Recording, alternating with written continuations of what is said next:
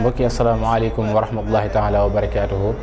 ñu ngi leen nuyu baax di leen ziara di rafetlu ànd bi ci ñi nga xam ne yéen topp moom naafile bis bi bu ko defee rek ñu dikkaat yéen ci seen naafile bis bi te mooy guddi fukkeel gi ak benn ku ca julli ñeenti rakka bu ci ne mu jàng ci Faatiha benn yoon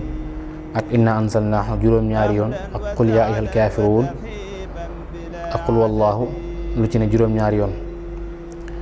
ñeenti rakka bu ñu Faatiha benn yoon ak inna anzalnaahu juróom-ñaari yoon qul yaa ayyuhal kaafiruun ak qul wallaahu lu ci ne juróom-ñaari yoon. bu sëlmalee mu wax laa hawla wala quwwata illa billahi al azim juróom-ñaar fukki yoon te mooy 70 fois.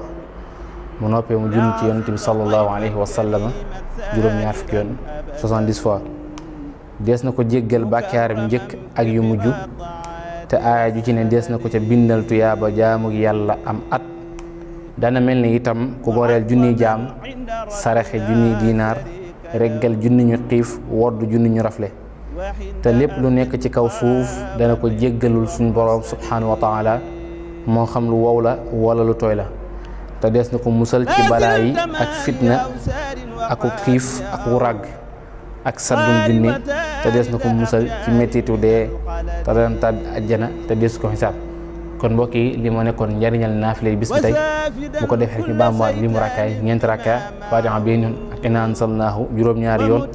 ak qul yaa kaafiruun ak qul wallaahu lu ci ne juróom-ñaari yoon. kon mbokk yi li moo nekkoon naafile bis bi ak njariñam di leen joxaat dig daje ëllëg ci waxtu bi incha allah.